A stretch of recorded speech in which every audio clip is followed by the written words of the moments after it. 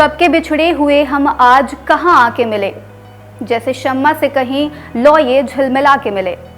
ये पंक्तियां लावारिस फिल्म के एक गाने की हैं। वैसे तो गाने में रोमांस दिखाया गया है, लेकिन अंतर्राष्ट्रीय संबंध भी बड़े अनप्रेडिक्टेबल होते हैं। कब कहाँ साथ छूट जाए और फिर कब कहाँ कौन किससे गले मिल जाए, कुछ भी कहना मुश्किल है। अब हाल की ही एक घटना ले लीजिए। दरअसल अमेरिका ने संयुक्त राष्ट्र की संस्था यूनेस्को से फिर से जुड़ने की मंशा जताई है। ये वही यूनेस्को है जिसके ऊपर साल 2017 में अमेरिका ने तमाम तरह के आरोप लगाकर संबंध तोड़ लिया था। अभी हाल ही में यूनेस्को के डायरेक्टर जनरल आंद्रे एंजोले ने जानकारी देते हुए कहा कि अमेरिका ने आधिकारिक तौर पर नोटिस दिया है कि वह यूनेस्को से जुलाई 2023 से फिर से जुड़ना चाहता है। सबसे पहले बात यूनेस्को की। यूनेस्को का पूरा नाम संयुक्त राष्ट्र शैक्षिक, वैज्ञानिक तथा सांस्कृतिक संगठन है, जो कि संयुक्त राष्ट्र की एक विशेष एजेंसी है। 193 सदस्य देशों वाले इस एजेंसी का गठन 16 नवंबर 1945 को किया गया था। इसका मुख्यालय पेरिस, फ्रांस में है। यूनेस्को शिक्षा, विज्ञान और संस्कृति में अंतर्राष्ट्रीय सहयोग के जरिए शांति निर्माण के लिए काम करती है। वर्तमान में यूनेस्को की महानिदेशक आंद्रे एंजोले हैं। अब सवाल उठता है कि जब अमेरिका को दोबारा जुड़ना ही था तो इसने यूनेस्को छोड़ा ही क्यों था। हुआ ये कि तकरीबन एक दशक पहले यूनेस्को ने फिलिस्तीन को सदस्य के तौर पर स्वीकार कर लिया था। ये बात इजराइल को अच्छी नहीं लगी और साथ ही इजराइल के खास दोस्त अमेरिका को भी ये बात बिल्कुल भी नहीं जमी। अमेरिका और इजराइल ने साल 2011 में यूनेस्को को फंडिंग करने से मना कर दिया।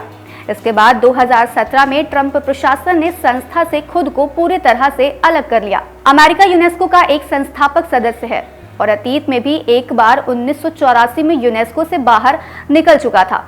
ये देश फिर से 2003 में यूनेस्को में शामिल हुआ था। खैर, 2017 में अमेरिका द्वारा इस संस्था को छोड़े जाने के बाद खाली जगह को चीन बड़ी तेजी से भरने की कोशिश में लग गया। अमेरिका को विशेष रूप से इस बात की चिंता है कि चीन दुनिया भर में आर्टिफिशियल इंटेलिजेंस और तकनीकी शिक्षा के लिए तय किए जा रहे मानकों और नीतियों को प्रभावित कर रहा है।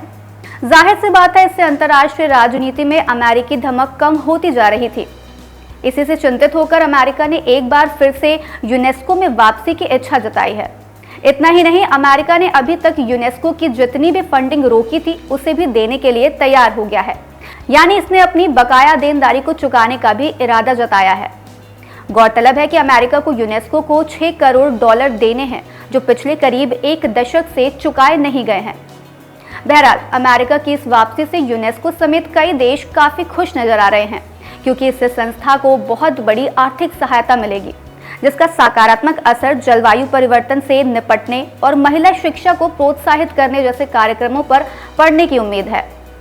अगर भारत पर इस फैसले के असर की बात करें तो भारत भी कुछ हद तक इससे लाभान्वित हो सकता है। जैसे कि यूनेस्को सांस्कृतिक सहयोग, शिक्षा और अनुसंधान को बढ़ावा देने, विरासत संरक्षण और इसके लिए वित्तीय एवं तकनीकी सहयोग और अंतर्राष्ट्रीय नीति निर्माण को प्रभावित करता है, तो इसका लाभ भारत भी उठा सकता है।